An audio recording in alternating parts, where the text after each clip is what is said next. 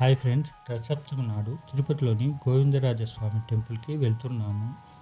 గోవిందరాజస్వామిని 12వ శతాబ్దంలో రామానుజాచార్యులచే ప్రతిష్ఠించారు. ఇది తిరుపతిలోని పురాతనమైన ఆలయాల్లో ఒకటి.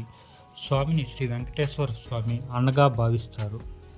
ఆయన కుబేరుడు అప్పు తీర్చడానికి అలసిపోయి విశ్రాంతి తీసుకుంటున్నట్లు శయన భంగిమలో కొలువై ఉంటారు. ఈ ఆలయం తిరుపతికి పూర్వ పేరు గోవిందరాజపురం అని తెలుపుతోంది. రథసప్తమి నాడు ప్రత్యేక ఆకర్షణగా ఏనుగులు దర్శనమిస్తాయి. ఈ ఏనుగులు టెంపుల్కి వచ్చే యాత్రికులను ఇట్టే కట్టిపడేస్తాయి.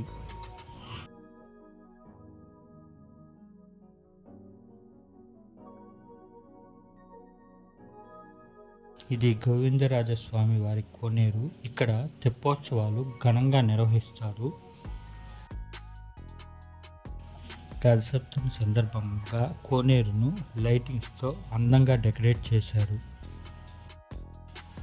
ఈ ఆలయం తిరుపతి నగరానికి గుండెకాయ లాంటిది.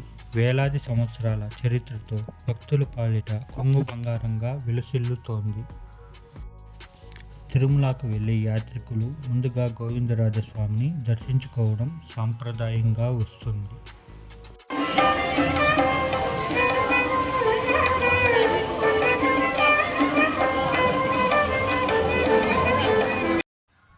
తిరుపతిలో గోవిందరాజస్వామి ఆలయంలో రథసప్తమి అత్యంత వైభవంగా నిర్వహించే ఒక ప్రధానమైన వార్షికోత్సవం.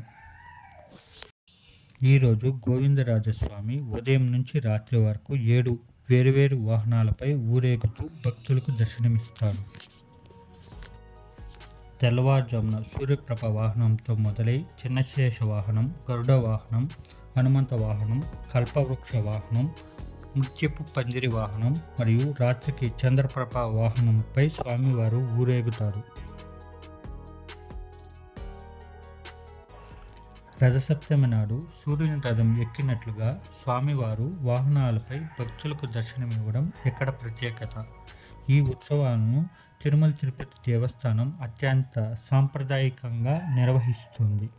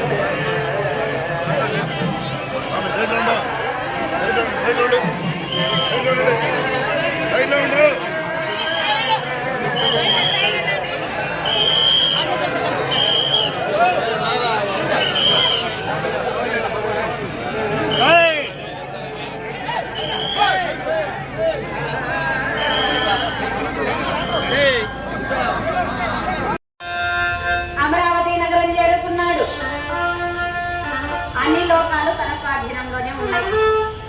ఎదురుపడే వాళ్ళు లేరు, గొడవకు వచ్చే వాళ్ళు లేరు, ఎదిరించి మాట్లాడే వాళ్ళు లేరు. అయినా మనశ్శాంతి లేదు. ఎందుకు?